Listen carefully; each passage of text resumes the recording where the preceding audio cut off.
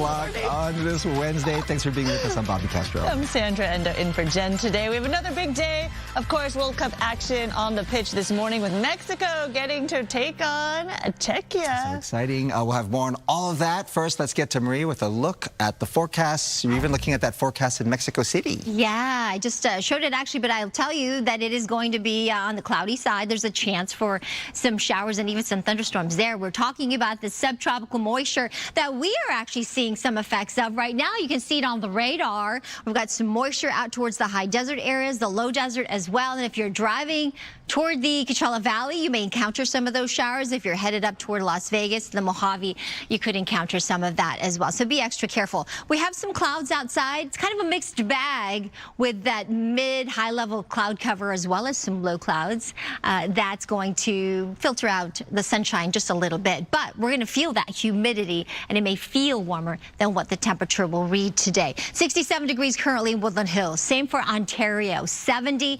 out in San Bernardino, 65 in Huntington Beach, 68 in Big Bear, to that 88 already in Palm Springs. That's where it's going to be toasty. 108 degrees there with a little bit of humidity. It's going to feel warmer than that. 97 for the high desert. We've got the red flag warnings in effect. That chance for thunderstorms and the lightning could strike or at least cause a fire. So just keep that in mind as you're out and about there. 80 degrees in the mountains with 20% chance for some showers there in Big Bear. 81 for downtown LA.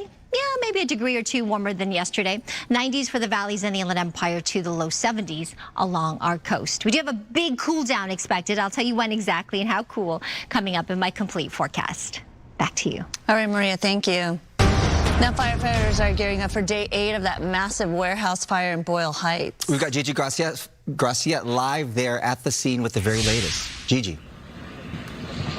That's right. We're on Union Pacific, and directly behind us, the firefighters are having what they call their morning briefing, basically learning what happened in this firefight overnight and shoring up whatever the plan is for today. Now, down the street, you can see the firefight continues. Those are the water cannons that were brought in by the company that operates this frozen food warehouse. They were brought in from Texas, from a company called Williams Fire and Hazard Control. They actually have their own firefighters operating. We're going to talk about those water cannons a little bit more, but take a look. This video was shot for you early this morning on the corner of Union Pacific in Indiana, and now you can see that two sides of the building, the walls of this massive Lineage warehouse, have been now torn off by firefighters in a continuing effort to get more water directly on the fire that's burning inside the building. Firefighters describe it as a large refrigerator. The structure, the way this building was built to keep the frozen food at certain temperatures, is really what's been hampering this firefight. And also, you've got the foods that are now rotting under the heat of the fire and all of the water. Thermal readings inside the warehouse this morning showed temperatures of over 300 degrees, and firefighters reported seeing active flames. It is those hot spots that firefighters are focused on. Let's talk air quality, a huge issue. Just a short while ago, we checked the air quality index reading in this neighborhood, and it was at 83. That's down from 100 just a few hours ago, but 83 is in the moderate range. That means the air is mostly safe. That might not be reassuring to a lot of folks, but whoever has respiratory issues or is sensitive to air pollution, you might be feeling it. 83. That's better than what we saw last night when the air quality index spiked to 621. That's more than double the threshold. Doctors say that anybody exposed to that type of smoke could suffer and could feel bad because of that. Now, the fire department had warned us that those spikes were possible as they continued to tear down walls, and that we could see more smoke this morning. The smoke is white. It is much less than what we've seen over the last few days. And bringing it back here live, you can see the water stream from those two water cannons from Texas. They are both here on Union Pacific. They continue the firefight. On the opposite side, the walls are also torn down, and the LA City Fire Department has their own water cannons. They're called wagon batteries, and they're also putting water on the fire. The hot spots is the challenge. And firefighters earlier were telling me that inside that warehouse, you have up to 2 feet of water, and you have up to 6 feet of material that has now fallen off the shelves and collapsed, and that's on top of the water. The hot spots are burning in between those layers of material that have fallen down. So certainly quite a challenging firefight. The morning briefing, they should learn more. The big question, are they on schedule to have this fire out midweek? As the chief said, was the goal. We should learn more about that coming up. The goal, I was told, was that by Friday they would turn the remediation efforts over to Lineage, the operator of the actual warehouse. And meanwhile, arson investigators, that's standard protocol given the dollar amount of loss with this fire. They've been here every day, I just learned, and they're still trying to officially determine the cause of the fire. Lineage had said they believe it started when contractors were working on those solar panels that are subleased to another company on the roof, but officially no cause yet. Methods and technology being used to fight this fire. Gigi, you talked about the water canyons there. We had those drones that are using infrared or heat-sensitive technology to try and find the hot spots inside. And then in the very beginning, we had all of those water drops. If the fire is still burning, why did they stop using the helicopter? Why not just continue to use water drops? Would that not be effective? That's a really good question, Bob. And with the Los Angeles City Fire Department, and by the way, this is only the second time that they have done water drops on a structure fire.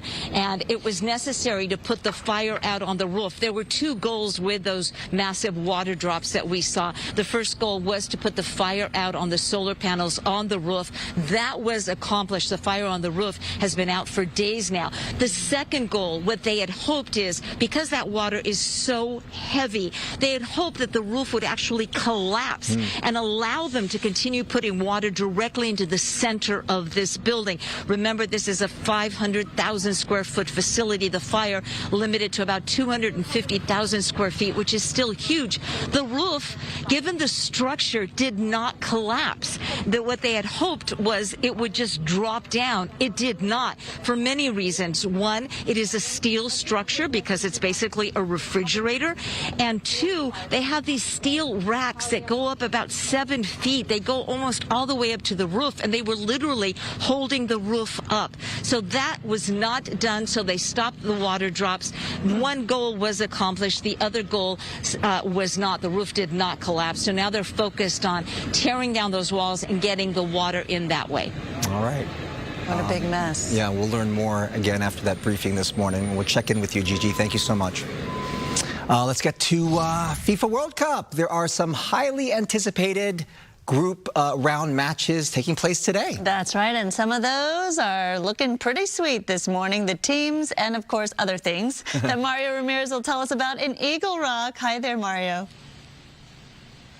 Hi, that's right, Sandra. Bob, World Cup fever taking over L.A. in a very sweet way this morning. We're at Colorado Donuts here in Eagle Rock, and take a look. We are representing Mexico, South Korea, and Brazil. All three teams are playing today in World Cup matches, and we're excited about it, especially Mexico. I want to show you the donuts here that have been flying off the shelves, specifically those green and red ones. That is because they have been anticipating this matchup here. They've built so much momentum, and they've been selling here at this donut shop hundreds of these donuts. So take a look. Today, a big day for Mexico fans. Mexico takes on Czechia tonight at 6 p.m. after winning its first two matches against South Africa and South Korea, securing a spot in the round of 32. And tonight could help them finish on top of Group A. Czechia, meanwhile, is fighting to stay in the tournament. And here in Southern California, Mexico's World Cup run is being felt across neighborhoods from Boyle Heights to East L.A. to the San Fernando Valley. Mexico fans, they've really been turning out in huge numbers, also packing the LA Coliseum for watch parties at the FIFA Fan Festival. And Team USA getting ready for its final group stage match tomorrow night. The U.S. men's national team faces Turkey after opening the tournament with an impressive win over Paraguay and Australia, securing a place in the knockout round. Team USA looking to finish a perfect 3-0 in the group stage for the first time since 1930. And while we wait for that match to take center stage at LA Stadium tomorrow, there are several watch parties happening today. One is at Plaza Mexico in Linwood from 4 to 9 p.m. where fans can watch Mexico and Czechia. There's also a watch party at the Pasadena Civic Auditorium Plaza that starts at 4:30. And Angel City Football Club is also hosting a watch party for Scotland versus Brazil at the Tarantula Hill Brewing Company in Thousand Oaks. So some watch parties to keep an eye out. And coming back out here live, again, we are at Eagle Rock's Colorado Donuts. Who's watching the World Cup tonight? Anybody? No, not you. Anybody? Team USA? Anybody? Here we go. Let's swing back around because I missed this lovely lady in her Mexico gear coming in. You're here to get these Mexican specialty donuts? Yes, I am. What has the World Cup meant to you being right here in your home, in your backyard? It's exciting. It's Mexico, you know? Yeah. Let me get a wave to Good Day LA. I got Hear about her watch party. Go Mexico. Where's she going to be watching this, Yeah, Mario? where are you watching the game? Because, you know, later tonight at work. So she will not be watching the game. Yeah, she's going to be on her phone watching behind the desk. I have a feeling there's going to be a lot of that. Yeah. Come on over, guys. Yeah. More Mexico fans. How is it with Mexico doing so well in the World Cup? How do you guys feel? I feel like very happy about it. Very happy. And have you guys been watching the games? No. That's kids for you. So this is a family event, right? Are you guys here to get the Mexico donuts? Yes, that's actually exactly why we came. Yeah. Very good. Thank you, guys. You guys look great. Great outfits and jerseys. Love it. And what are their plans for As you can see, the World Cup fever continues to come in here. Is Mom all having a across party Southern California. tonight? Great to see all the jerseys. Is Mom having a party tonight? Like, Where are you guys going to be watching the game tonight? Probably Grandma's house. Grandma's house. Oh. Where we have At Grandma's house. everyone with their jerseys ready and we're ready to cheer, right? I love it. Yeah. Yeah. I love that. Family So affair. it's all about Mexico today. Yeah. And then USA tomorrow, right? That's right. guys? That's right. Thank you, Mario. Again, you can catch all the FIFA World Cup action right here on Fox 11. It starts with Switzerland taking on Canada at noon, followed by Scotland versus Brazil at 3, and Mexico versus Czechia at 6 p.m. It's going to be a busy day. It is. Got to charge up your phone if you're watching on your phone, wherever you are. All right, Stu, maybe he's watching in Skyfox. You know what? I'm always trying to catch some of that World Cup action. Right now, we're checking out these guys fixing the lights at the Budweiser factory. You need that red glow when you're flying in and out of Van Nuys, especially at night when it's foggy, so you know where you are. Let's take a look at that 405 drive. Skybox traffic brought to us by My Home Sold. Oh, yeah. Got a problem on that southbound 405, and it's not just all that traffic. Got a stall in the carpool lane, creating a little bit of extra slowing out there. That's going to be right at Sherman Way. This morning, when you pass that 118, actually got a little bit better. Even though that stall is there, you're really hitting the brakes just past Sherman Way. Keep that in mind, but look at that. Oh, it's going to be a tough one getting through that Sepulveda Pass. Once you get to Sunset, wide open, moving well. Northbound, why don't I talk about it? Because it is moving so fantastically well indeed. Traffic hotspots, we got them. We love to share them. We're going to do that right now. Hi, I'm Adrian with My Home Sold, and we want to buy your house. We buy any house in any condition. No commissions, no closing costs, and no repairs. Go to myhomesold.com for a free same-day cash offer. That's myhomesold.com.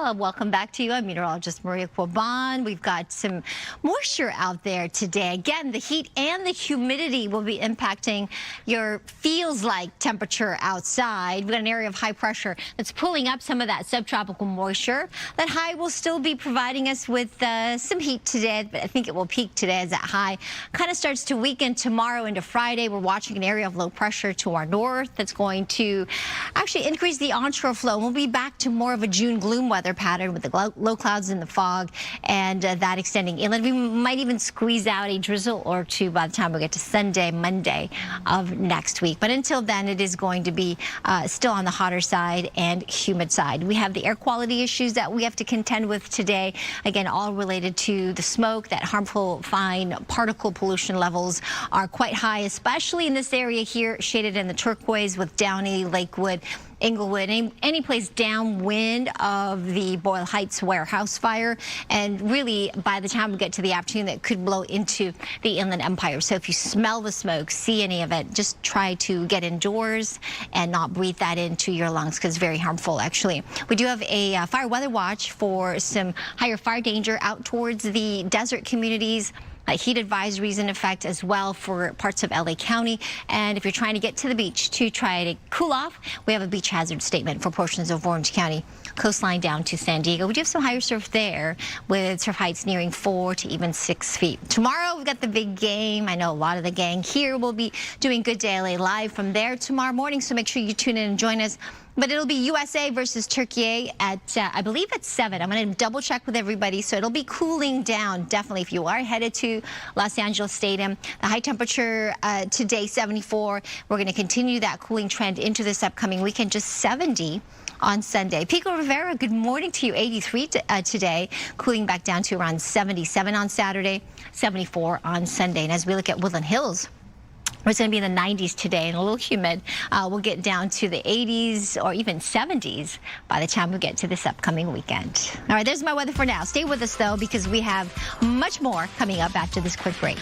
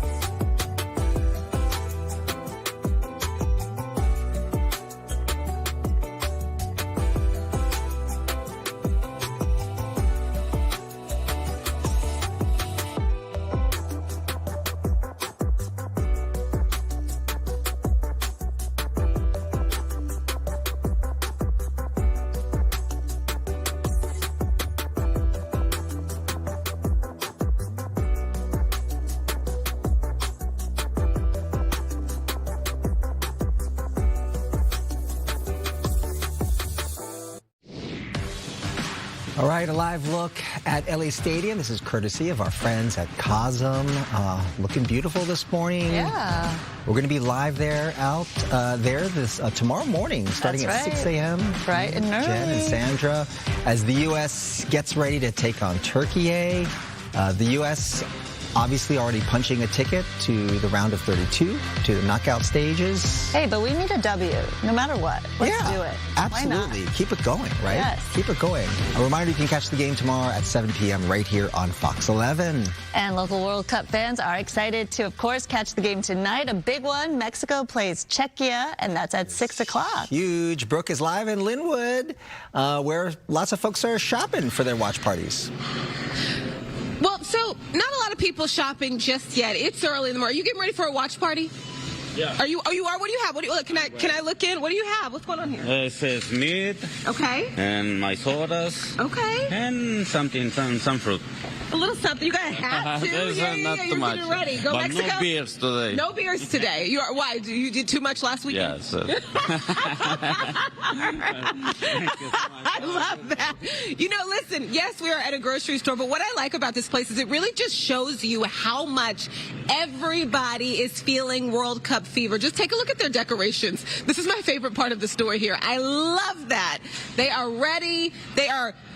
Everybody's ready. Whoa, can I just see a little, can you show off just your, yeah, that's what I'm talking about. Everybody's here. The employees are all decked out. And Bob, they even have your section.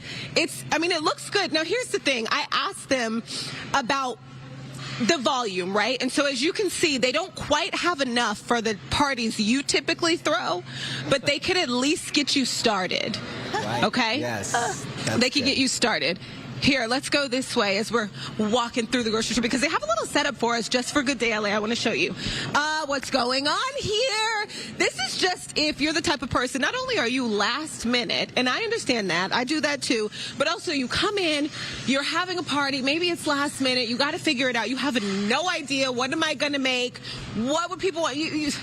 You're helping people out here, right? I got you. Yeah, so, for World Cup festivities, summer festivities, we're looking into a lot of different items that we have here, make fresh in-house every single day. Yeah. Fresh tea early in the morning. Love it. So if we could start off, we have our carnitas frescas, which is our #1 item that we have here in our cocina. And with that, we pair it with different items that we have in various departments, like our guacamole, our specialty chips. In this case, these are blue corn chips that we make here, fresh in-house. I remember that. For last time I was here for a total another story. We were tearing those up. I remember that, yes. Right. And if we move forward, on our tortilleria, we also got our tortillas that we make fresh in-house every single day. These just came out right now. They're fresh and warm, ready to eat. So whoever wants to stop by. Next up, we have our chicharrón botanero, which is a snack right after we eat. When you're a little bit hungry, grab that, grab some salsa, grab some guacamole, and just crunch on it, right? Yeah. Listen, you have everything. We can talk more about this later on this morning. There's a little bit of everything. This is really just to get you started, right? The grocery store has everything. You can make whatever you want, but this is just to get you started. If you're having a party, they also have the most adorable section over in the back corner. I'll try to show you later on this morning. Just listen, I know a lot of you were struggling to find a kit, right? They're sold out. You've got some options for people. Everybody wants to be involved. It's fun. And as we were saying earlier, soccer brings families together, brings friends together. It makes friends, family, essentially. And that's what it's all about. We're all Mexican today. It's USA tomorrow, but today's about Mexico, right? Exactly. Yes. So, here at Northgate, being a Mexican-based grocer, we try to put the focus in our Hispanic authentic items. Yeah. And this year is a special year, with the World Cup, in, Hispanic culture, the soccer tends to be, the #1 sport. And, as you mentioned, right, it brings families, it brings friends together. And we want to bring that, to light here at Northgate, not only bringing food, but also bringing the World Cup, to life with having merchandise, having soccer balls, and just making sure the store is decorated accordingly, right? Let's go. I'll send things back to you all in the studio. I love love how Bob, do you festive. want me I to know. ask them to maybe block out a couple parking spots so that you Put can my- back put in my- your U-Haul to Put get my ready for your name on party? some of that. Yeah, why not? Yeah. Also, pack up some of that chicharron. I like the chicharron. Fresh You want me to put it in my pocket? I got you. I got you. You know. Why not? So fun. All right, Delicious, Northgate too. Gonzalez, thank you. Thanks, Brooke. We'll take a quick break. We'll be right back.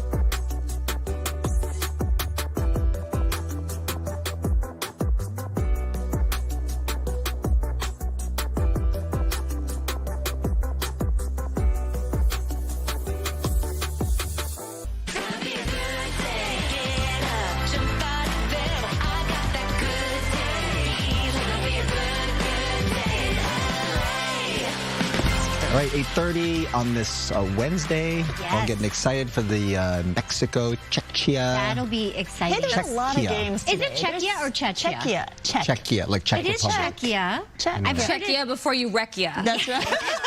You know, we're learning all the different ways of pronouncing different countries. And so, okay, Czechia, it is. Mexico City, 6 p.m. Okay, wearing my green for You know, Mexico. Very high altitude, right? Mexico City. And a chance Over for some 700 showers. 7,000 feet elevation. So there's a lot of acclimating Yeah. players. So for And the fans drinking? For the Czechia team, it's got to be a little different because you're At a disadvantage. a little bit of a disadvantage from that standpoint. Yeah. Doesn't the alcohol hit differently at the altitude? Sure. They For the say fans drink. and They the keep saying players. drink water. in Drink addition. water for the fans, right? And the players. We have the same advice here, of course, which is hydrate, drink lots of water. You know, it's kind of like a sip of beer or cerveza, and then I like the way you say it. Cerveza. Cerveza, a little Modelo. Yeah, it's going to be fun today, actually, watching the games for sure. Now, listen, we still have the air quality concerns today, so I wanted to show you this map because it's really good near the coast, but if you just are a little bit inland, you're dealing with the smoke through parts of LA County, which is lofting out towards the Inland Empire today. So we're looking at unhealthy air quality, especially if you are in that sensitive group, if you've got asthma, upper respiratory issue, you want to try to stay indoors.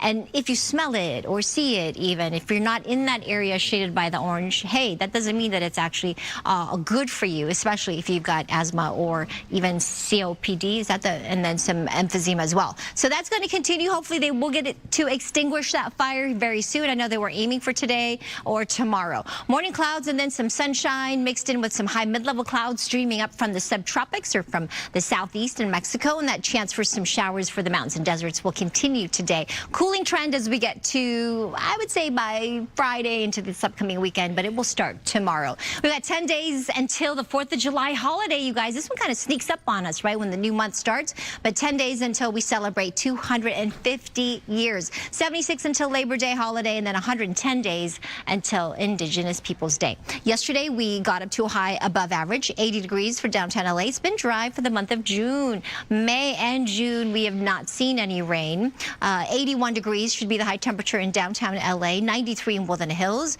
84 in Frazier Park, to that 80 degrees in Big Bear, 108 degrees in Palm Springs. I'll send it back to you, too. All right, Maria, thank you. So, of course, every day there's so much action on the pitch, right, during this World Cup. Day 13 was no different. The World Cup giving fans plenty to talk about with more history-making moments and a few surprises along the way.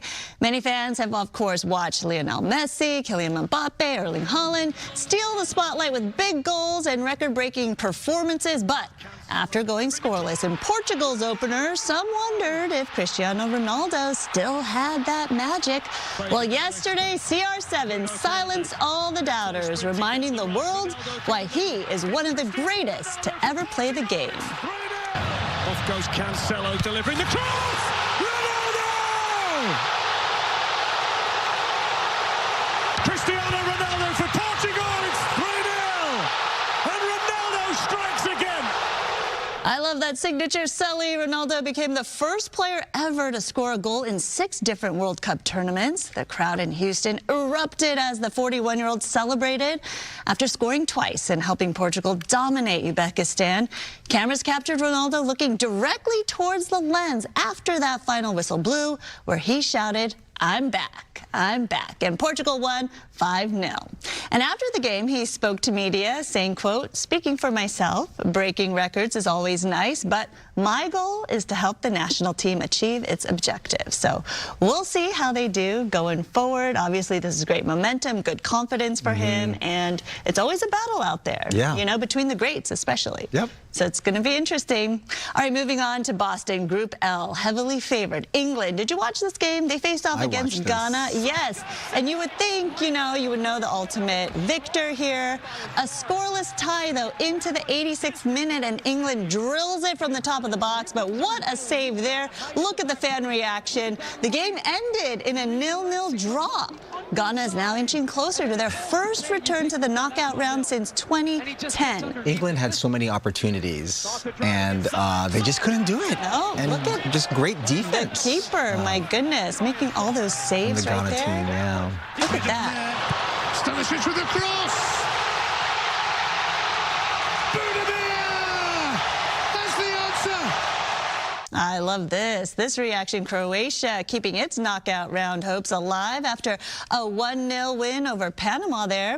This means Panama World Cup journey has come to an end, but Croatia is still very much in the mix for a spot into the next round. Now, Croatia now faces Ghana on Saturday with Group L still up for grabs. And take a look at the Group L standings as we see it right now. England holds a narrow lead over Ghana on goal differentials, but with England, Ghana, and Croatia all still in the hunt for a spot in the round of 32, Group L is still very much wide open.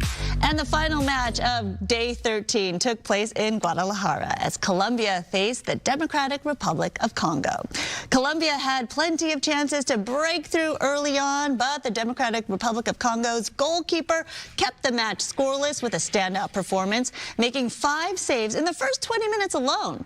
It remained 0-0 until the 75th minute when Daniel Munoz finally found the back of the net for Colombia. What a goal there. Colombia held on for a 1-0 win and punched its ticket to the next round.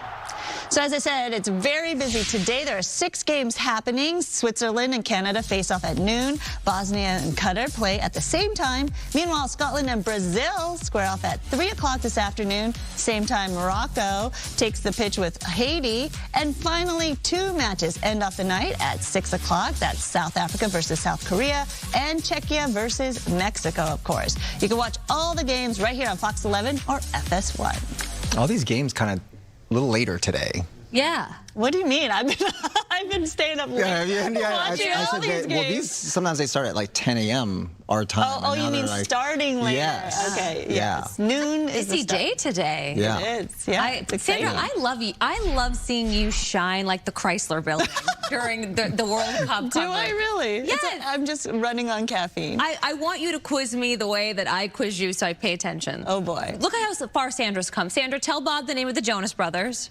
Oh gosh. Joe, Nick, and Frankie. And Kevin. And Kevin. Frankie's, you always forget. Frankie's the bonus. Frankie's the bonus. Yeah. Frankie's the bonus. Jonas. There you go. Okay, now quiz me on soccer later. Anyway, entertainment is sponsored by Yamava Resort and Casino. Give it to me now. Come on, Vogue. Vogue. This was a biopic I was so excited for. But Madonna is now revealing how a falling out with Universal Studios caused her biopic to be scrapped. This bums me out because the studio won an auction back in 2021, so 5 years ago. They had set out to make a film about Madonna's life. It was going to be about how she got her start as the one and only Material Girl. Now, this is where I think it gets a little Lionel Messi. Madonna was on board to co-write and direct the movie. That's a lot of control for someone who it's about you, right? There was even an actress chosen to play the pop icon who we know and love, Emmy winner Julia Garner from Ozark. But Madonna told Interview Magazine that the falling out stemmed from disagreements about the budget for the film. She said she's had a huge life, so she needs a big budget. That is so Madonna. Ultimately, she and the studio could not see eye to eye, or it sounds like pocket to pocket. This bums me out. I can't get mad at her for, look at these old, I love this vintage Madonna. I can't get mad at her for her reasoning behind it, but I do think there should have been some parameters. I don't think that the subject of the biopic should direct it. I think It makes it tough. It makes and if they're having problems this early on, I mean, can you imagine how this would have turned out? Yeah, I give her credit though for knowing her worth. Like, don't put a small paycheck on that. 100%. She's Madonna. Yes, I am Madonna. I deserve this and demand this. How many people get just one name? Cher, Madonna. I mean, right. So I'm not mad at her. I don't disagree that she deserves a huge budget, but I think that it also came down to her wanting so much control over something. And that's true. Biopic, you kind of have to let a little bit of it go for it to be really successful. She really gives new meaning to Material Girl. Yeah. That's right. Good one. Is that your favorite Madonna song? One of them. Probably not Vogue. Like a Prayer is probably my favorite. Like a Prayer. Hollywood, Frozen. Yeah, she's great. Papa Don't Preach. You know her nickname, Material Girl, right? Yeah. And then you know another one of her nicknames. Madge. Oh, yes, yes. I just wanted to know what accent the actress would have in the movie. Just not the British. Yeah, Yeah. Not that. Okay, this one is very nostalgic. A cartoon that you might have seen in science class. Revved up its engine. Remember this as a kid? It's coming to the big screen.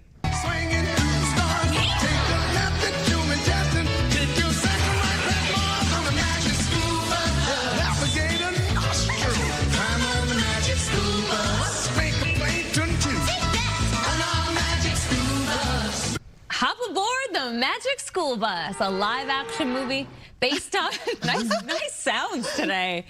This is going to be based on, of course, The Magic School Bus that we all came to know and love. It's in the works. The publisher of this long-running children's series, Scholastic Books, is partnering with Legendary Productions to make this project a reality. They even lined up Elizabeth Banks. She's going to be playing the role of Miss Frizzle. She's the teacher who leads the students on strange and wild class trips. The same creative team behind Detective Pikachu are behind this film. Pikachu. I can't wait. It's good for kids. I never of watched course. that. Really? Did you watch Fraggle Rock? Mm-hmm. Down in Fraggle Rock. Yeah. Did you watch Reading Rainbow? Right? I know what they are, but it's in a book. no. The bouncing ball. What about Goonies? Oh, Goonies my never gosh. say? Goonies never say? Goonies are good enough. That's not it. Wait, what is Never Goonies? say die. Thank you. Huh, okay, anyway, yeah, anyway. Our poll this morning has been popping off. Okay, you all have so much to say. We asked which actor is most overdue for an Oscar. Angela Bassett, 42%. I can't get mad at that. I mean, I do agree. Now, she does have an honorary one, but I mean, she deserves the competitive acting one. She was robbed. Yeah, I agree with you. I agree. Okay, go to foxla.com/vote. Leave us a comment like Omar did in Santa Monica, who says Glenn Close deserved an Oscar for 101 Dalmatians alone. I don't know about that one, Omar, but thank you for voting. Harold in San Bernardino said all of these actors and actresses are worthy of an Oscar. They are some of the best in the business. I'm a little biased towards Matt Damon. I had the privilege to meet him personally several years ago. Very cool, Harold. Christina in Lancaster says, just because she deserves it at this point, and that's Angela Bassett. She's talking about Angela Bassett. She voted for her. Yeah. And next, Virginia also voted for Angela Bassett from LA, says, just explain to me why she doesn't have one. It's a very good question, Virginia. I think a lot of people agree with you. Michelle in Van Nuys says, not about the Oscars, but have to say, you is always a hottie. Wow, shoot your shot, Michelle. I love it. I like our poll because you never know what you're going to get. Go to foxla.com/vote. She ain't lying. Yeah, Stu, I hope you know that you've got a fan. In Van Nuys, too, and you know he loves Van Nuys. He loves Van Nuys. Right there, always in Van Nuys. Always in Van Nuys. Van Nuys likes him right back. They think that he's very nice. Very nice. Very Van Nuys. I believe Stu may be single, but you know what? You're going to have to ask. We don't know. We don't really know. It's complicated with him. You know, he always don't have the time. We'll ask Stu in a little bit. Good Daily Traffic is sponsored by Law Offices of Jacob and Roddy, and call jacob.com. We do have this accident. 3 vehicles collided here in the Glendale area, southbound side of the 2 at Colorado Boulevard. The Freeway Service Patrol is on the way to help out, and hopefully they'll get that out of the number 2 lane. And a real-time look at your traffic. Drive through downtown, just a little over half an hour from downtown through Mid-City to get to Santa Monica, and under a half an hour. That's not too bad right now. Northbound 110 from the 405 coming inbound. And also, don't forget, weather conditions could impact your drive, especially along the 15. Isolated thunderstorms that can produce dry lightning and strong outflow winds. But right now we are picking up some rain as you're making your way into the Mojave and Vegas area. A live Caltrans camera look, the 405 to 73. Shout out to the OC in Costa Mesa. Looks good. Here's a look at some other traffic hotspots. So I do hot yoga every day. After the accident, my lower back was so stiff I couldn't move, and I called Jacob. They treated me like a king. I did not have to deal with anything. If you're in an accident, call Jacob. Call Jacob.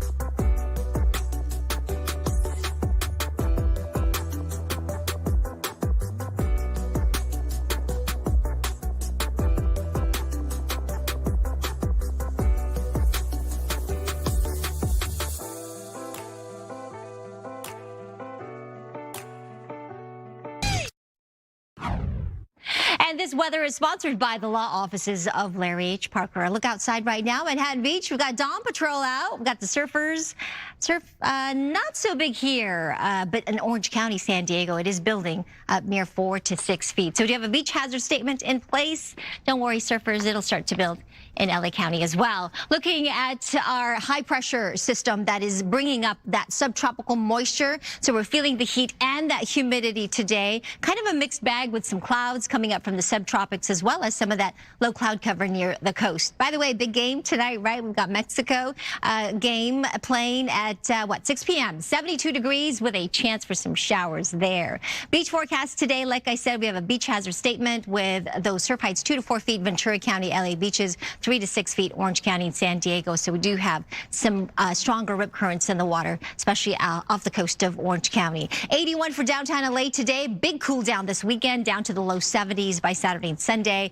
Valley's Inland Empire, that heat advisory in effect, around 93 today. And look at how we cool down to the 80s and even 70s by Sunday, with back to that June gloom weather pattern influencing our weather. 80 degrees up into the mountains, 20% chance for some showers there and some gusty winds this afternoon. 69 by Sunday. And as we look at our high desert communities, 97 with that slight chance for some thunderstorms this afternoon again. 83 by Saturday and Sunday.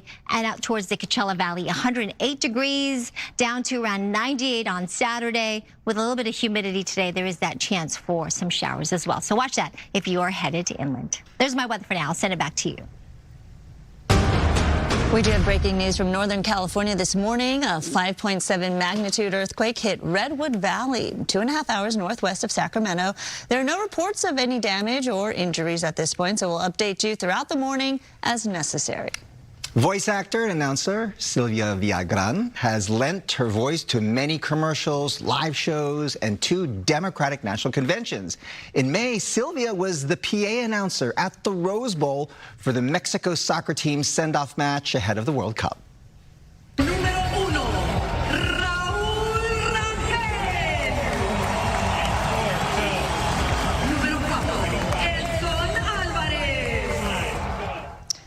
A Los Angeles native and first-generation Mexican-American in 2023, Sylvia became the first Latina announcer at the Oscars, and she joins us now to talk about her impressive career. Welcome, Sylvia. Thank you so much for having me. You were kicking those names like goals. It was like, yes. Like, here's a go.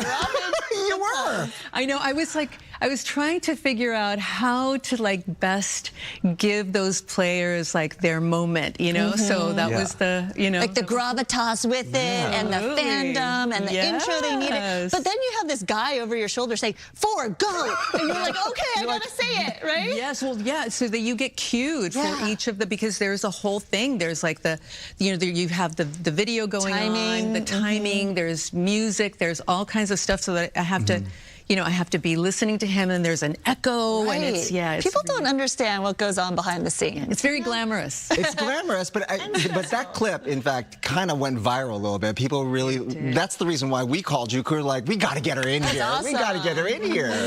Thank you so much. It was, it was one of those things. I think it was just like a perfect storm, because it was, Mexico is the host country, right? And they're doing so well in the World Cup. They're playing today, as a matter of fact. Right. So yeah, and it was just a very exciting moment to see the Mexican national team in Los Angeles. So, for a lot of Latinos who live here in Los Angeles and who aren't going to get to go to Mexico to watch their team, they got a chance to go and see them at the Rose Bowl. So it was very exciting. So obviously you do English language and then there's Spanish language. Yes. Do you approach it differently, especially for a game like that? I mean, you really kind of leaned into it hard. Yes, I did. Yeah. I did. You rolled the R's, that's for sure.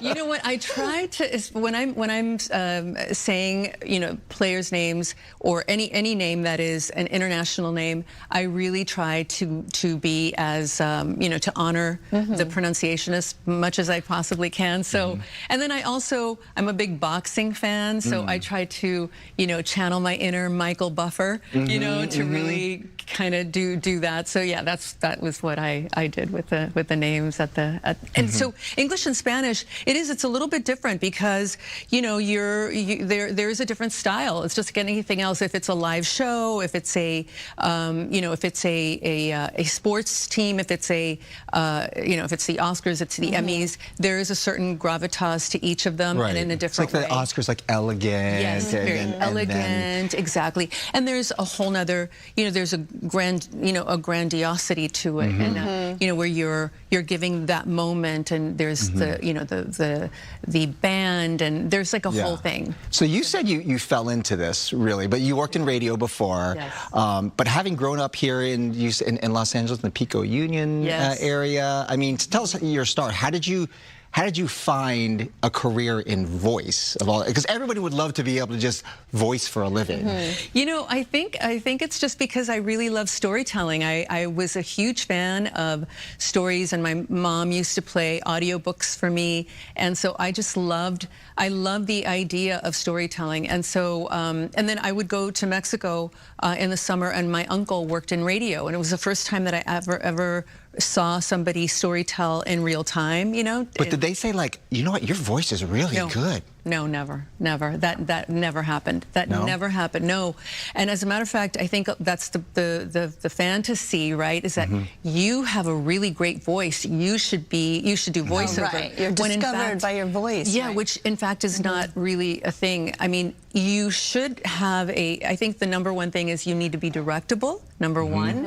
And it's like, it's having an instrument. It's having a beautiful violin, and then thinking that you can play classical music. You have to know how to use the instrument and be directable. Do people recognize you by your voice when you're out and about? Yeah, when I say, do you know who I am? No, no, they don't. But if you announced a Mexican team name, people would know who you are now. Okay, we only have a minute, so we wanted to see if you can have some fun with us. All right, are you ready? I'm going to announce you. I'm going to announce the team as if it was the Good Day LA team? Exactly. Let's go. Yes, you ready?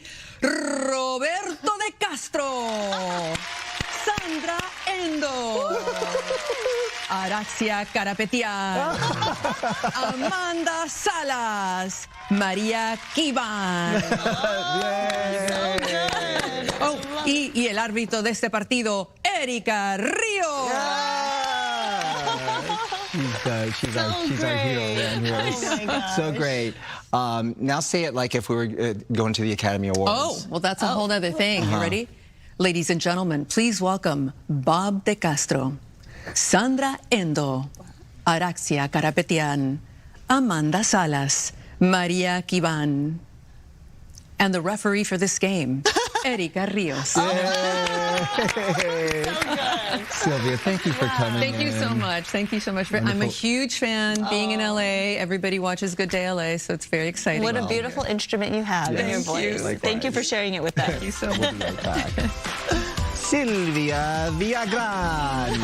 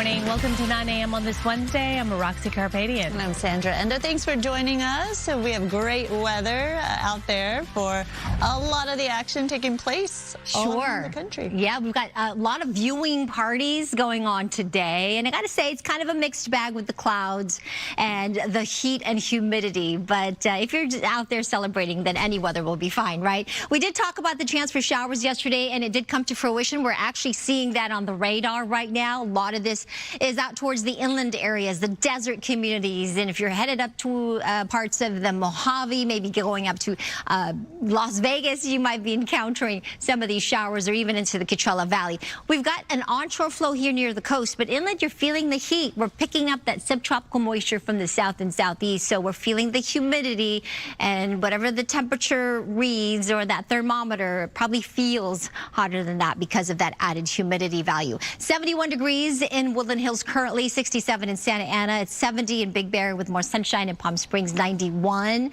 But there is a little instability too there, so there's a chance for some showers in the low desert. 108 there today. 97 in the high desert to that 80 up into Big Bear up in the mountains. Downtown LA a little warmer than yesterday, 81 to the 72 along the coast. We do have some weather alerts in place. I'll go over them, including a beach hazard and air quality alert in just a few moments. Back to you. Maria, thank you. We do have some breaking news from Northern California this morning. A 5.7 magnitude earthquake hit Redwood Valley 2.5 hours northwest of Sacramento. There are no reports of any damage or injuries, and we will update you throughout the morning if necessary.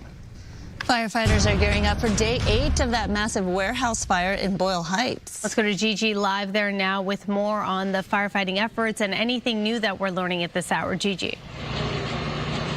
That's right. That morning briefing with LA City Fire has just wrapped up. Let me show you the scene, though. There you can see those water cannons, crucial to this firefight. They are putting between 2,000 and 3,000 gallons of water on the fire per minute. There are 2 water cannons, and they're special because they were brought in from Texas by the company that operates the frozen food warehouse, and they have been crucial to this firefight for many reasons. Joining me now live, Captain Jacob Rabi, with LA City Fire. You were in that morning briefing. What can people expect? Obviously, the number one question we're getting is, when will this fire be out? Yeah, Gigi, as you said, we just concluded the morning briefing, and the goal of that incident commander is to get this fire put out today and declare a knockdown. That doesn't mean that the LAFD are going to pick up and leave. We're going to be transitioning to more of a recovery phase, which has already started simultaneously, which is where the building occupants and business owners and building owner are working together to try to remediate this. So we'll step into an assisting role where we'll put out any remaining fire that is found when they're pulling the material out. But we will step back with that, and a majority of the fire and the smoke will be concluded, and that's when a knockdown is completed. And I heard one of the chiefs made a very definitive statement, a very definitive ask of the firefighters today, saying, I want this fire out today. And I know that today to you, firefighters, means a 24-hour period. So basically, by 9 o'clock tomorrow morning. That was a very strong statement that the chief made in that morning briefing. And we've made great progress towards that. As you can see behind us from the days earlier, the smoke is almost completely gone. There is still residual smoke. It still is affecting the area, but it's significantly decreased. And how that's being done is we've been able to open up the side of the building and get water inside there to get to the center of the building where the remaining pockets of fire are and get it put out. Another question I get is, why aren't you still doing water drops? You and I discussed this earlier. Explain to the folks at home why the water drops have stopped. I know they accomplished one goal. They weren't able to accomplish goal B. Yeah, so the water drops were used initially on in the incident because there was surface fire on the roof. So the solar panel and the roofing material was burning when you saw that thick, black, dark smoke. That's what was burning there, and they were effective at putting that fire out. All the fire on the roof has been knocked down. We're not getting any heat signatures coming from the roof, so there's no reason to continue a tactic when the mission has been accomplished. The other goal was to have the weight of the water come down and have the roofing fail so we could get get the water inside the building. That specific task was not as effective as we would have hoped, and this is the effective method, which is applying water from the outside, a large volume of water to get to the center of the building. And my last question, I've been talking a lot. I've been talking to Williams Fire and Hazard Control in Texas. They sent their firefighting team these 2 water cannons. I've been talking a lot about those cannons. They are crucial along with the drones in this firefight. Why are those water cannons so special? They're special in the fact that this is not the type of firefighting that we typically do in an urban area. These water cannons were designed for large industrial fires, such as like an oil well that are outside. So it's a large volume of water that's getting put into an area. Right now we're using it to get it into the building because our normal firefighting hand lines and lines that come from our ladder, even our most powerful lines are not able to get to the center of the building or not as effective. We need to get about 350 feet in to the center of the building. It's a 700-foot long building, and we're attacking it from both sides, utilizing both sides of the building to get to the center, and that's how we're able to fully extinguish the fire. Captain Jacob Ravi, thank you so much. LA City Fire, so much more to talk with the captain about, but the firefight continues here. You heard it. The goal, get that fire extinguished today, or at least by 9 o'clock tomorrow morning, but the work here is going to continue for a long time. Reporting live, I'm Gigi Graciette. I'll send it back to you. Yeah, far from over, that's for sure. Thank you so much, Gigi. We do have some breaking news right now coming out of Washington, D.C. President Trump has abruptly canceled the planned signing ceremony for a bipartisan housing bill aimed at boosting home construction across the country. Instead, the president says Congress must first pass the Save America Act. That is legislation requiring stricter voter ID and proof of citizenship rules in federal elections. Republican leaders say the voting bill currently lacks enough support to pass the Senate. FIFA World Cup action gets underway in a few hours with 6 group round matches today. Yeah, there are some special sweet ways fans can celebrate, of course. So Mario is joining us live in Eagle Rock with, oh my gosh, you're just getting way more into the spirit as the hours go on. I love it.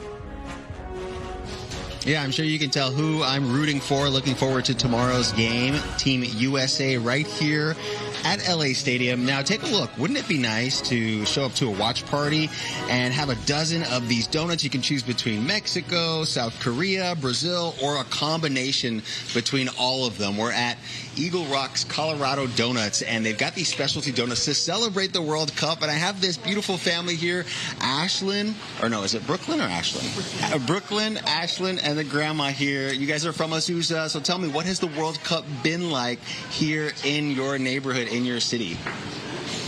We're very big. We're very much a soccer family. We're always at the games. Like I said, she just came back from Florida. So you're a goalie. She's a goalie. Yeah. Yeah, so you're looking forward to this game today, Mexico? Yeah. And I see you've got the USA gear, so you're prepared. Brazil also playing today.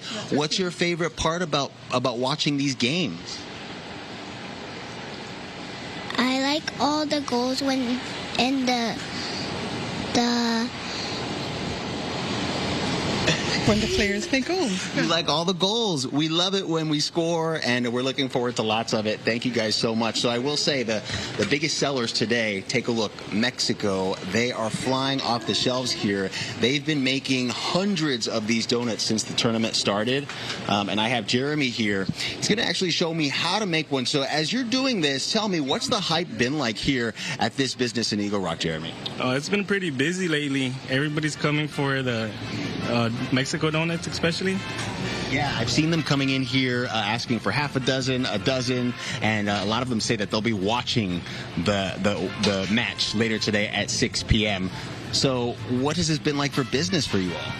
So we've been really busy. Like usually during the summertime, we tend to slow down a bit, but right now it's been picking up. So, yeah. All right, so what's the secret here? What are the flags made out of? Are they edible? Yeah, they're edible. It's sugar paper. It's printed from edible ink, so everything's edible. Yeah. Okay, so as I send it back to you here, I'm going to try one here. So do a little drizzle here. There we go.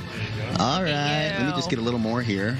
Not perfect. It's okay. Araxia, don't judge. It's gonna taste the same. And let me Let me get a flag. Let me get a flag. Nice. Oh, here we go. Here we go. And then top it with the flag. There you go. And it's edible, too. That's Muy awesome. bien. Perfect. All right. Perfecto. Fresh treats. Good. Good job. I wish we had some in studio. Yeah. Not we bad, could all right? use a little sugar kick. Por favor. All right, You look great. Mario, thank you. Tomorrow it's all about the U.S. All right, but today you can catch all the action. Of course, the World Cup action right here on Fox 11, starting with Switzerland taking on Canada at noon, followed by Scotland versus Brazil at 3 o'clock, and Czechia versus Mexico at 6 p.m. How about traffic with Maria? Yes, right now at 9:10. Okay, but I concur. I would like to taste some of the Mexico donuts as well. Send them over, Mario. All right, yeah, let's talk about traffic. We've got Good Day LA traffic brought to you by DTLA Law Group Accident and Injury Attorneys. As we zoom into one of our live traffic cameras here, this is down in Orange County. This is the northbound 405, the left-hand side of your screen here at the 73. This is right before you get to South Coast Plaza on that 73 there, but we do have some clouds outside. Just watch that as you head out. It's also some shower chances in the deserts. But on that West 10, heading out of downtown towards Santa Monica between the 5 to the 405, just 30 minutes there. Northbound 110 between the 405 to the 10, 26 minutes. Westbound 60 between the 57 to the 5, not too bad, 30 minutes there. Now let's take a look at some of the other traffic hotspots. This broadcast is locally sponsored by DTLA Law Group, Auto Accident and Injury Attorneys. Have an injury? Text Injury Help to 40222 or visit us online at calldowntown.com. Message and data rates and usage may apply.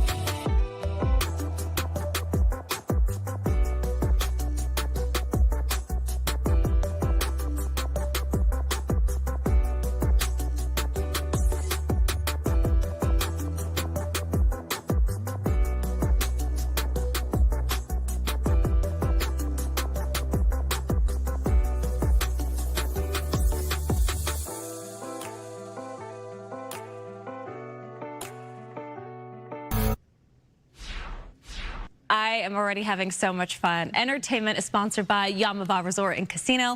All good things must come to an end. And that includes the hit Jackass movie franchise, starring our next guest, who is truly a standout. Wee Man you've been a Jackass now for 30+ years. Yeah. All started from the beginning, and now he's back for the big finale, Jackass Best and Last. Reminder, the stunts in this movie were performed by professionals. Hi, I'm Wee Man. First day of our last film. What are you feeling?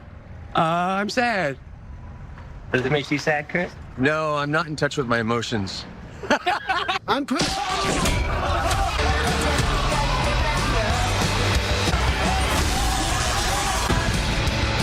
We are going to be making history today with the first robot prostate exam. This is what Jackass looks like at 50. Oh my goodness. First of all, it's good to see you again. Good to see you too, Amanda. You are always so much fun. So the first question I have to ask you, because I'm going to be sad if you say yes, is this really an end, or are you guys just being the title of the film and making us all think it is? Well, every movie we've ever done, we've always said, "Oh, this is the last one. This is it." So I don't know what to say now. So never say never. Never say never. Okay, so I'm going to say something to you that I said in the newsroom, and I want to see if you get it. Okay. Goonies never say die. Thank you. Thank you, Wee Man. And Jackass never says die. There we go. It has been, though, 3 decades of these shenanigans. Yeah. Is there one in particular that just, pun intended, tickles you? Well, my favorite one, a lot of people say the big hand, which is super funny. Yeah. But my favorite one has always been the bungee with Preston. Oh. Nobody does a double bungee. That is true. True. So. But, you know, I want to give you your flowers because you have such exceptional skateboarding skills. Oh, thank you. I mean, really. I mean, growing up in SoCal, that was the culture, right? And that has really kind of been a main character within the Jackass franchise. Yeah, most of us started out skateboarding. Even Bam and those guys doing CKY. And we were doing Big Brother skateboarding and stuff. So it's just something that it started from there and moved on. And especially now, Jeff always tells me, when I'm doing a stunt, he goes, "Don't skateboard slam. Slam like you're really going to slam. Oh, he knows you're... I've been slamming my whole life, so. Exactly. Yep. You're a pro, for sure. What is the group text called with all of your fellow Jackass castmates? Oh, there's no group name in that text, but a couple of others. There's just a few of us, like me, Preston, Dave, and Aaron. We're called the Jerk Store. No. Yeah, but it's the Jerk Store. Your group text isn't the Jackasses? No, it's the Jerk Store. The Jerk. Okay, all right. Well, you know what? That's funny in and of itself too. These guys are like your brothers, right? Yes. I mean, you truly have built a brethren, a family within this franchise. Yeah, and lately I've realized Preston and I have been friends for 26 years. Wow. Not one fight. What? Not one argument. Not one, like, no, I'm not. Call me later or never call me again. Never. Not one fight. What's the secret? We just get each other. Wow. It's almost like a great marriage. I was just going to say, that in Hollywood, you never hear relationships lasting that long. 26 years. 26 years. The rest of us have all fought. Okay. But Preston and I know. Wow, you and Preston. Yeah, it's a we're match. good buds. Yes. Yeah. Let's talk about the girls. Girls love themselves. You guys, they love. What do you think it is about these pranks, these shenanigans, these mouth drop moments that has the ladies wanting more? Bad boys. The bad boys. It goes all the way. It goes back Roxia likes bad boys. I know that. She's shaking her head. Yeah. Oh yeah. It's the bad boys. It's the bad boys. Mm-hmm. You know, we're stunty. Yeah. We don't really care.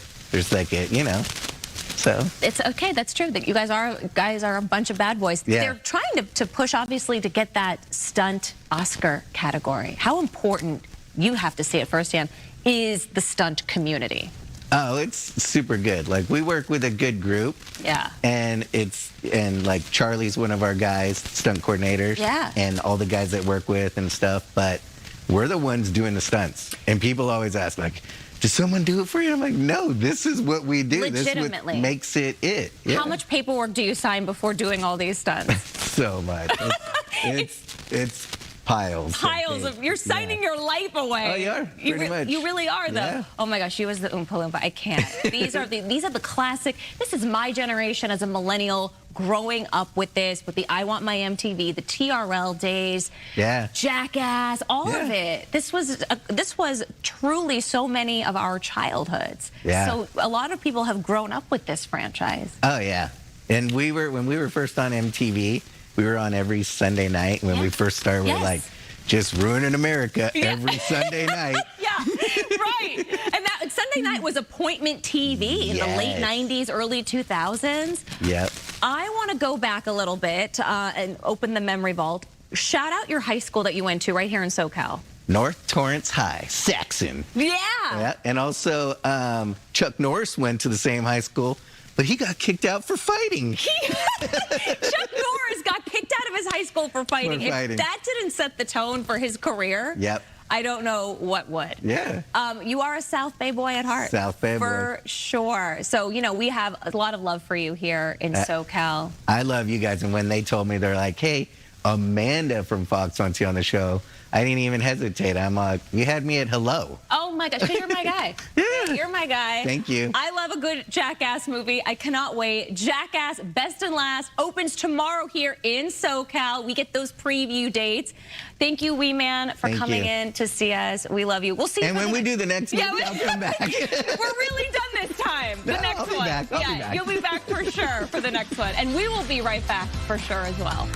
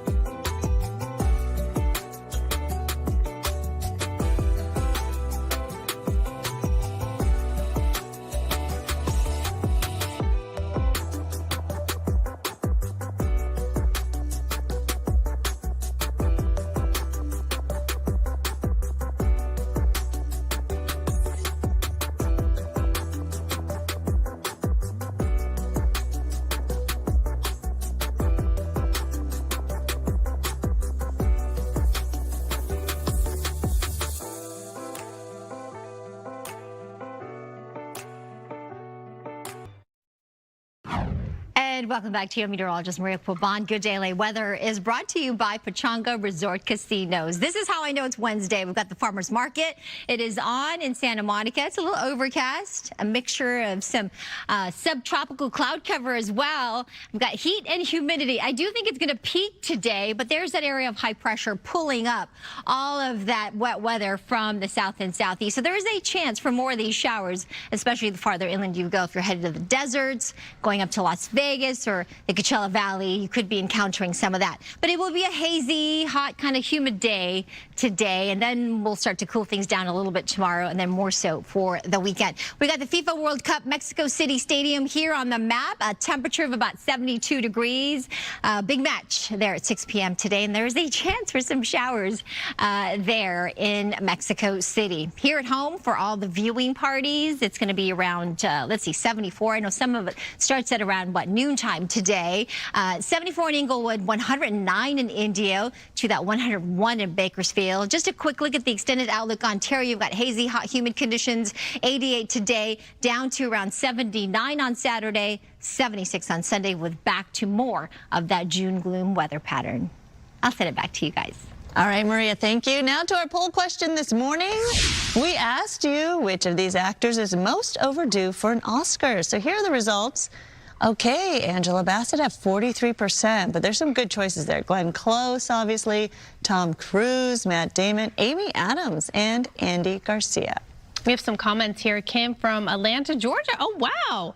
Queen Angela Bassett all day. Good choice. Oh, came from Atlanta, Georgia. Long overdue. She's a queen. Yes, yes, yes. That was a continued quote there. And Myra from San Bernardino. Jerry Maguire, Top Gun, Mission Impossible. So many of those movies. So I'm guessing that would be Tom Cruise. Yeah. Good guess. Tom Cruise all the way. We'll be right back.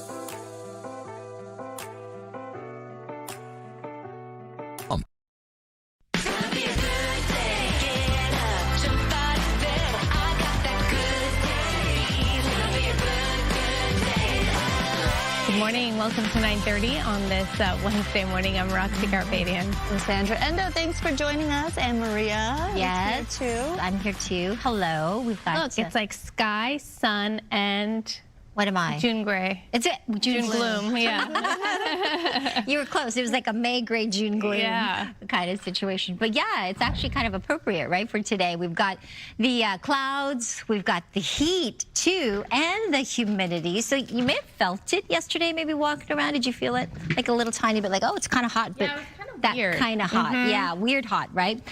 That's the humidity. And then you add some of the poor air quality in there in the mix, depending on where you are.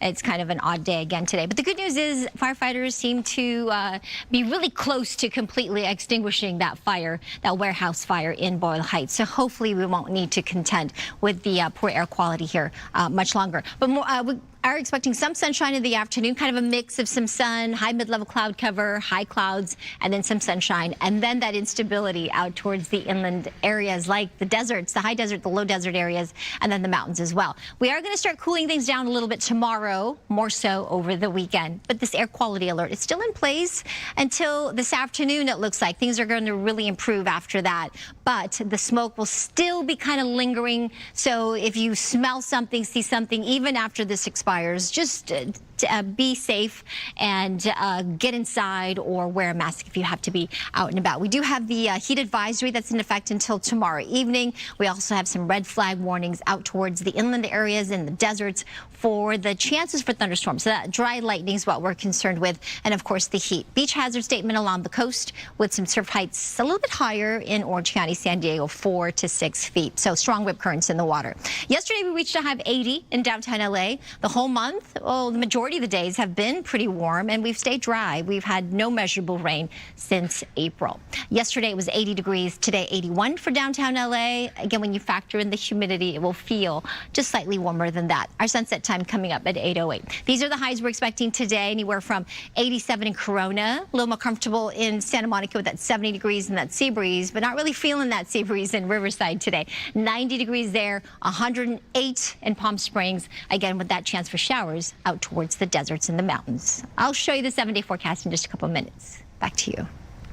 Maria, thank you. Some breaking news from Northern California. The U.S. Geological Survey says a 5.6 magnitude earthquake hit Redwood Valley about 8:10 this morning. That's about 2.5 hours northwest of Sacramento. No reports of anyone hurt or any damage.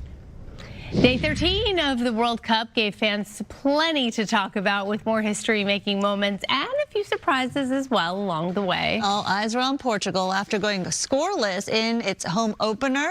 Most wondered if Cristiano Ronaldo still had that magic. Well, yesterday, CR7 silenced all those doubters. Off goes Cancelo, delivering the cross! Ronaldo! Cristiano Ronaldo for Portugal!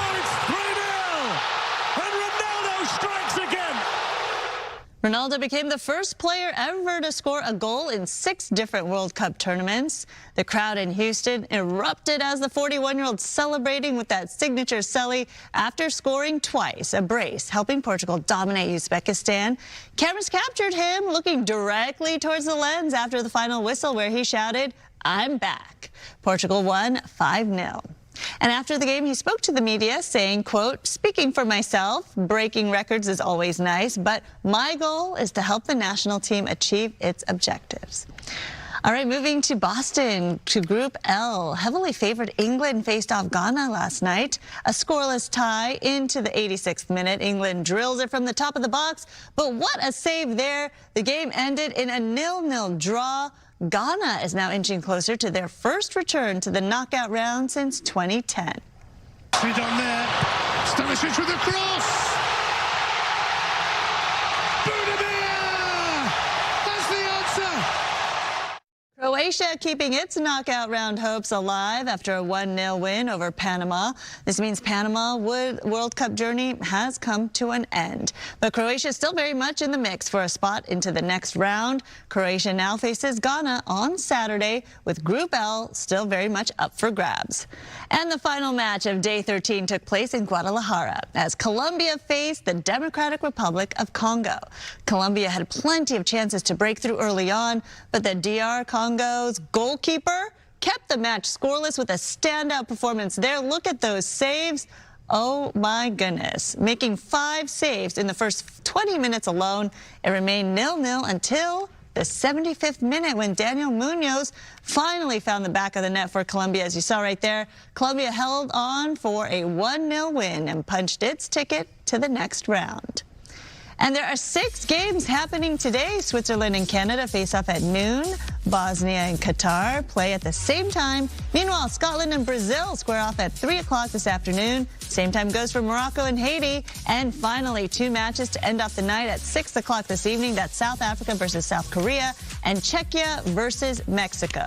You can watch all of those games right here on Fox 11 or FS1.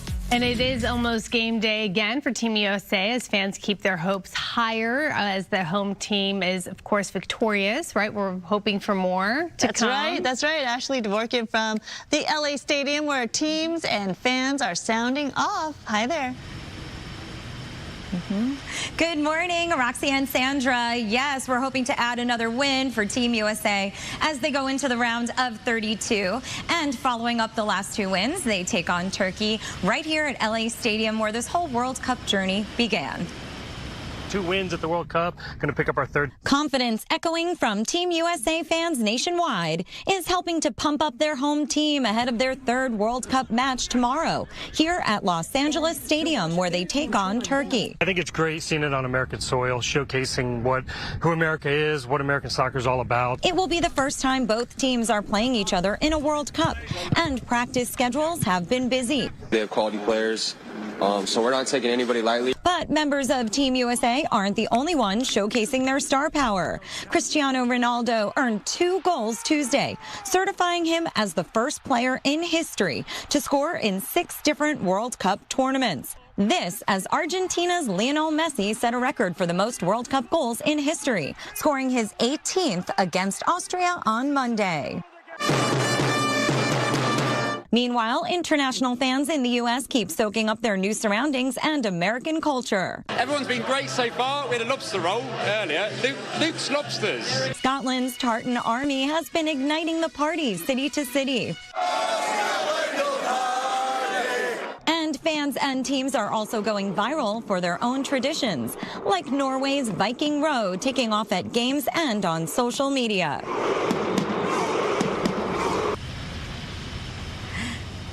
And in Times Square, the Viking Row, there were people doing yoga right next to them. I loved seeing that. So we have the fan zones, the watch parties, all continue across the country as Team USA plays tomorrow. Sandra, Roxia.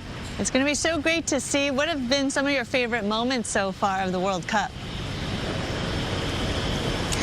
Last week when we were in Seattle, I absolutely loved when the match was over and everybody was spilling out. It was so crowded and we had Team USA, Team Australia, but everybody was celebrating together through the night, I will say. Early morning we went to work and we saw everybody still out and having fun, and I think that's what it is. I think these international fans bonding, people bonding from people from other countries, and also them enjoying everything here, like we said, from the ranch dressing to Waffle House, to Costco, and beyond. That's right. It's fun learning about other cultures and about one another. And you come to realize how much we have in common as people, right? No matter where you're from, which is great. Yes, you do. And I feel like this is sport. This is a sport. This World Cup is really bringing so many people together. Those are my favorite stories. All right, Ashley, thank you so much. And whether you're a soccer fan or not, I know a lot of kids are getting pulled in to watch parties and watching these sports. And it's just fun for them to be in that environment and to hang out with friends and family. So that's what it's all about. And World Cup fans are definitely excited to see Mexico play Czechia tonight. Brooke is live in Linwood, where people are getting ready for watch parties. Speaking of, hey there, Brooke.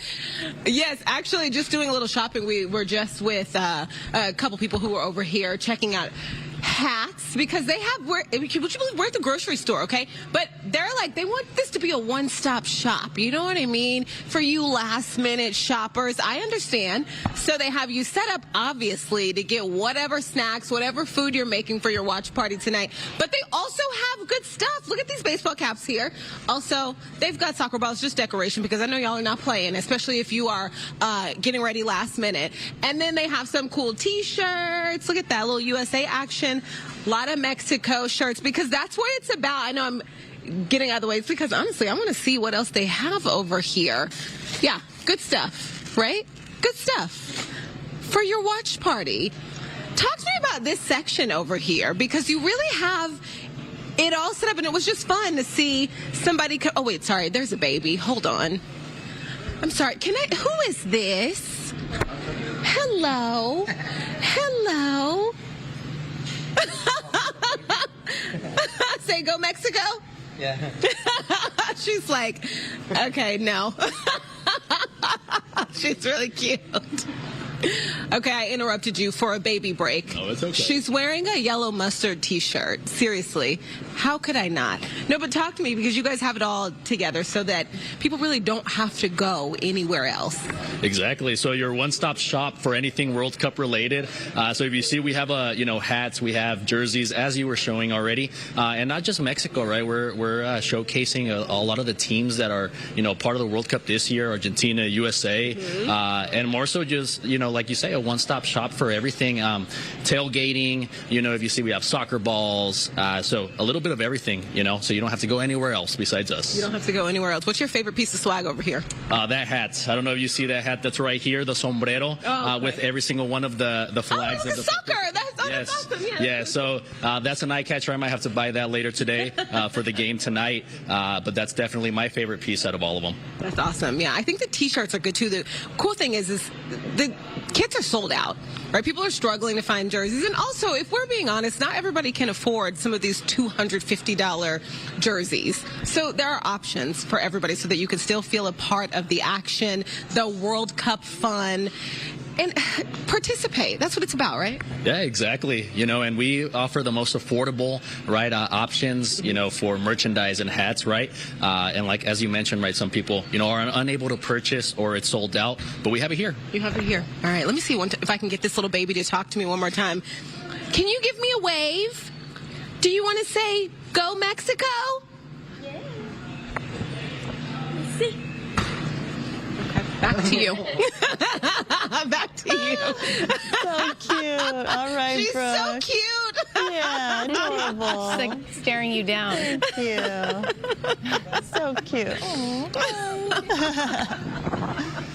All right, well, summer's here, and so is beach season. Yeah, lots to think about before diving in, including one thing you probably haven't really considered, but you really should: stingrays. More and more are turning up along our coast, and one misstep can be the difference between a fun, relaxing day and then a day of pain. So what do you need to know before you slap on that sunscreen and you take the plunge? Joining us this morning is Dr. Chris Lowe, professor of marine biology and director of the Shark Lab at Cal State Long Beach. Good morning. Thanks for being here. Yeah, thanks for having me. All right, so the stingray shuffle, it's not a dance. It's something everyone should learn this You can make it a dance. Yeah, it's going to be busy. We're calling it Rays for Days because when it gets really warm, the stingrays creep in closer to the beach. And that's where people are playing. So they're just looking for food, and people accidentally step on them, they'll defend themselves, and they'll stick them with their barb. And it is incredibly painful. What kind of pain are we talking? Like I've seen grown, tough surfer dudes weeping on the beach. It hurts. Is it like a sting? It's a sting, like just in that spot, or does it go throughout your whole body? No, it's in that area, and it causes swelling and intense pain, and the way you make it go away is hot water. Yeah, that happened to my brother-in-law. We were in Huntington Beach. We were out for the day trying to learn how to surf for them. They were coming in from out of town. He got stung right away by a stingray, had to put his ankle and foot into a bucket of hot water, and he was out for the day. He couldn't do anything with us. So what happened when you put hot water on that spot? Does it immediately deflate? Does it help just the pain relief? Yeah, so the stinger on the stingray's tail is a sharp barb, and it pokes in, and then that venom gets into your tissue. And then what happens is when you soak it in hot water, it breaks the venom down. So it makes the pain go away. And it makes it go away right away. Yeah. But you have to soak it for a couple hours. Couple hours. Yeah. Okay, so wait, you know how this is obviously a myth then? You know, like that one episode on Friends where, like, if you step on a stingray. No more peeing. Stop peeing on things. Oh, is that jellyfish? Yeah. Not even those. Don't pee on those. No more peeing. Yes, no more don't peeing. pee on yourself. You don't need to do that. People. Or other people, that's right.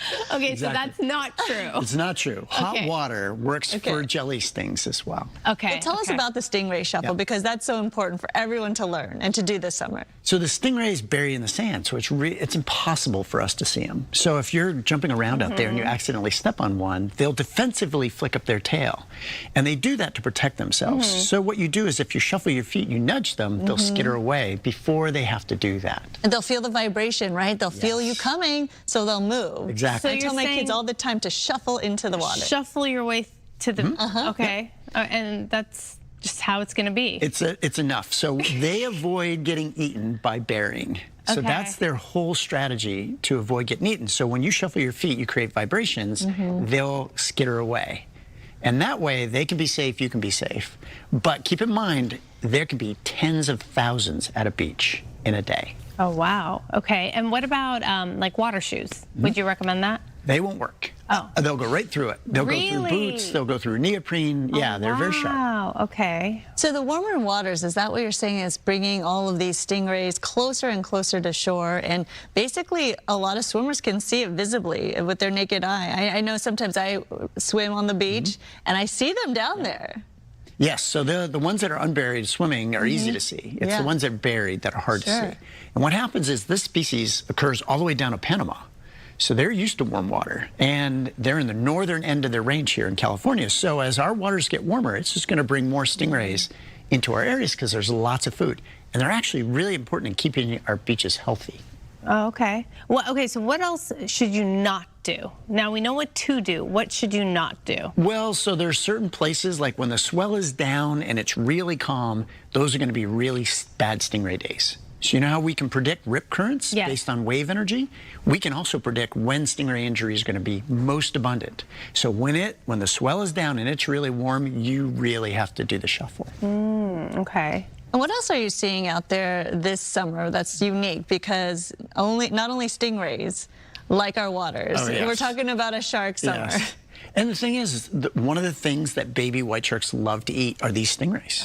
So believe it or not, if we have a lot of white sharks at our beaches, they're actually keeping you safer. Interesting. Okay. Have you ever been stung by a stingray? Many times. Many times. Were you not doing the shuffle? No, we were handling them. So I got stung in the hand. Oh, wow, that's a job hazard. Yeah. Okay. And does the hand hurt more than the foot? I think it's equal. Okay. I would say it's equal.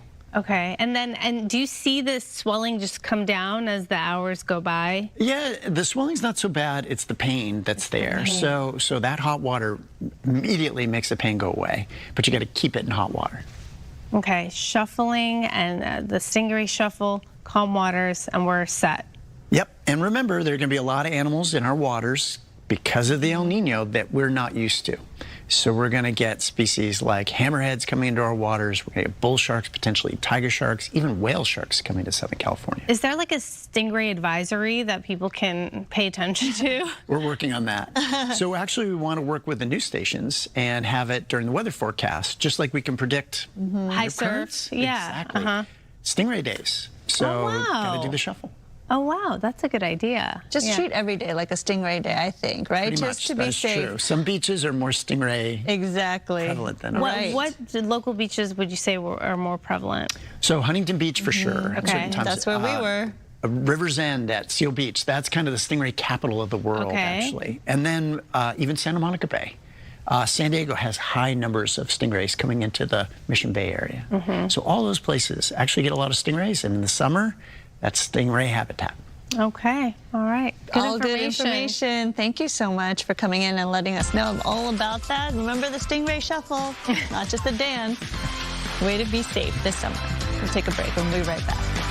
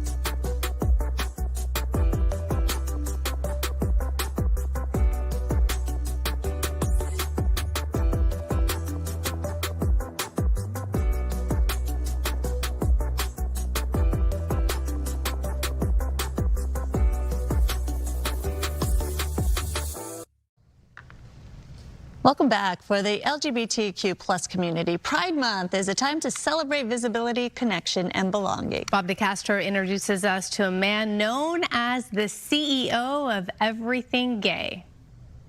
His portfolio includes hotels, bars, nightclubs, and one of the nation's largest telehealth platforms for HIV prevention. Today, Tristan Shoecraft oversees nearly 1,500 employees across multiple ventures. One of his biggest missions is ending HIV through prevention. That mission led him to create Mr., a telemedicine platform offering free access to PrEP and STI testing nationwide.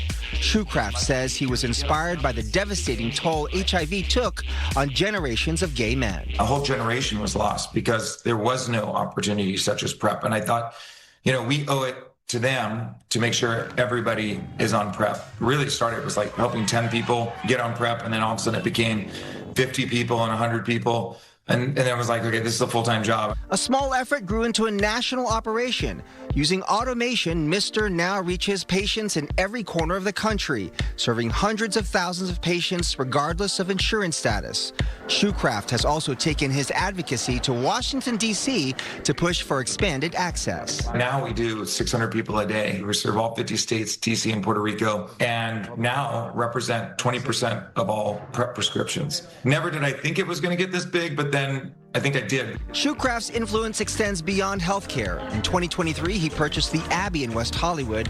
The iconic venue recently celebrated its 35th anniversary and remains one of the most famous LGBTQ plus gathering places in the world. It is world famous because it is 15,000 square feet. We get 1 million visitors a year, and people are there all day, all night, because you can have a coffee in the morning, have lunch, attend our world famous drag brunches, and then party to 2 in the morning. Shoecraft didn't stop there. His Tryst hospitality brand has expanded into Puerto Vallarta, Fire Island, San Juan, Chicago, and other iconic LGBTQ plus destinations, with future locations planned in Brazil and Florida. I think that if these places disappear, it's a lost opportunity for the next generation to build those strong connections and be confident in who they are. He's concerned many of these historic venues could vanish as longtime owners retire. If somebody doesn't step in to take these places over, they're going to disappear. And I don't think people, when they're at a gay bar, they don't really appreciate the gay bar, the gay club, until it's gone. For Shoecraft, preserving LGBTQ plus spaces and expanding healthcare access are part of the same mission. As Pride Month unfolds, he says both serve as reminders that community still matters. Pride Month every year is a reminder of that. These institutions and gay bars in general are so important. It's a reminder you're not alone. Highlight that we're here, we're not going anywhere, and hopefully change some minds, right? All right, that was Bob DeCastro. Okay, look at this. A 100-year-old soccer fan seeing the game of her life at the World Cup. She was spotted in the stands of Argentina's World Cup match against Austria with a sign that says 100-year-old Messi fan. Her name is Pauline Canna, but goes by Gangster Granny online. She has 25 million followers on her TikTok from her comedy content with her grandson Ross. Okay, I thought there was an update, like she got to meet him. Like, this is what we're waiting for. Even just like a little message on TikTok from Messi, you know, how great would that be? I was watching the game and I saw her when they, you know, did a pan over to the crowd, and I thought, oh my gosh, they have to spot her, but I guess they hadn't. Like, he hasn't. Yeah. They have. So we got to work on that. Hopefully we'll have an update soon. So cute. I love it. We'll be right back.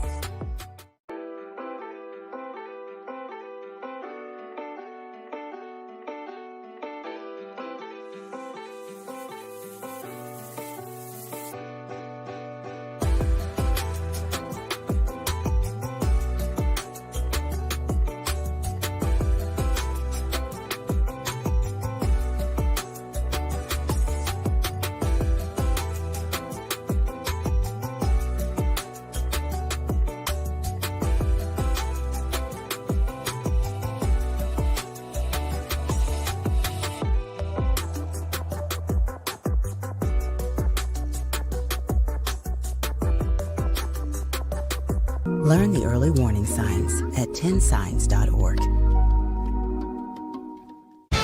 Live coverage of the 2026 FIFA World Cup continues Friday on Fox.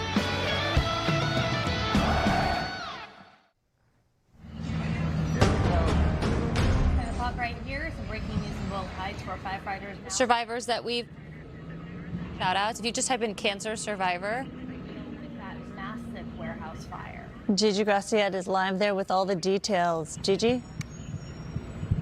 That's right. We start off with breaking news because just moments ago, a utility worker with the Department of Water and Power fell into an unmarked and previously unknown vault. He was extricated by LA City firefighters, is now being checked out by paramedics. We're told, though, that he is unhurt, alert, and conscious, but all utility workers have been ordered out of that immediate area because of concern there could be more unmarked drop points. Now, you are looking live at the firefight, which continues today. Those are those water cannons from Texas. They've been shooting water nonstop into the building. And take a look at this video. It was shot earlier on the corner of Union Pacific and Indiana, and you can see the intensity of that water shooting 2,000 to 3,000 gallons per minute from two different water cannons. And these are two from Texas, but there are two more on the other side of the building. You can also see that two sides of the walls of the massive warehouse have now been torn off by firefighters in an effort to get water directly on the fire burning inside the building that firefighters describe basically as a large refrigerator housing frozen foods that are now rotting under the heat of the fire. Thermal readings inside the warehouse early this morning showed temperatures of over 300 degrees, and firefighters reported around 3 o'clock this morning still seeing active flames and hot spots inside. Now let's talk about air quality. Just a short while ago, the air quality index in this neighborhood was in the 80s. That is actually down from about 100 where it was at 3 o'clock this morning. Now, 80s is still considered moderate, so people who are sensitive to air pollution might feel sick. And I want to show you what happened last night because there was a huge spike, 621. That is considered dangerous to anyone who is exposed to that type of smoke. So air quality, a big concern here. Meanwhile, the firefight continues. The water cannons are a huge tactic. We're looking at, like I said, we're not using helicopters anymore. We're not using aerial apparatus. What we're doing is we're using a ground-based tactic that's been very effective, which is why you've seen the smoke over the past 2 or 3 days go almost to nothing at this point. Those water cannons are able to get down those aisles and get in to where we need to put out that remaining fire. We're using drones, so the drones are flying, and we're using the technology. It's real time on the cell phone. They're streaming to their phones that they can see a heat signature of where they need to direct those hose lines. So it's a very coordinated effort that we're doing. We've fully integrated them into our system, welcoming into LA, using them as a very specific resource to get this fire put out. In conjunction with all the LAFD members and all our regional partners, we're going to get this thing out.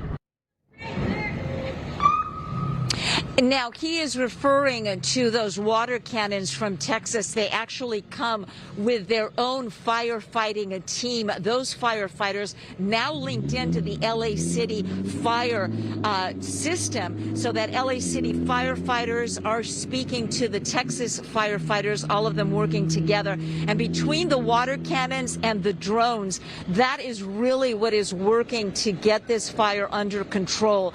Earlier this morning, they had a morning briefing, and a very strong directive was put out by one of the chiefs, and that was, we want this fire out today. Now, today to firefighters, they operate on a 24-hour operational schedule, so today means anywhere between now and 9 a.m. tomorrow morning. Bringing it back here live, we're on Union Pacific. You can see the water cannons continue to put water out, and what you're looking also live at are remediation teams that we're told were brought in by Lineage, and some of them, of course, are with the city of Los Angeles. They are here to clean up all of the debris. And let me tell you, there is a lot of debris. We have reached out to the city and to the county to find out if they have any concerns about the environmental impact, not just of the fire runoff water, but of the debris. We're talking about that insulation, the steel siding, all of the metal, the foam that was removed from the sides of this massive warehouse. So we are awaiting their reply. But meanwhile, crews are already at work. The goal, I'm told, is obviously to get the fire out, and then remediation starts. And what that means is the next big project, getting the 85 million pounds of rotting, water-soaked, burnt food out of this and in either into a special dump, or it may have to be incinerated. That is going to take days. That effort will be coordinated by the company, but LA City Fire says they're going to be standing by because they expect once they start moving all of that water-soaked food, they may have more hot spots that will need to be put out. So certainly this is not over today. You can expect this to go on for many days, if not weeks. Reporting live, I'm Gigi Gracia. Back to you. Definitely quite a process there, Gigi. Thank you. Now excitement is building because we are on countdown to game day for Team USA, and the hopes are high that the team will stay victorious on home soil. Ashley Dvorkin has a preview from LA Stadium. Hi, Ashley. Hi, Araxia and Sandra. Yes, Team USA is back here at LA Stadium tomorrow and hoping to add another win to their total before going to the round of 32. Team USA getting in one of its final practices before facing off against Turkey in its final group match Thursday night. The team already secured a spot in the knockout round with a dominant 2-0 win against Australia. But players say they're not letting up on the gas. Although we have advanced, I don't think it changes anything in terms of preparation or mentality. It's very important to try and continue to ride the wave of a good performance. And they're excited to be back on the pitch at Los Angeles Stadium, where their World Cup journey began. All 26 guys are focused on being ready to compete and ready to continue the momentum that we've built. The World Cup has brought thousands of international fans to the 11 U.S. host cities.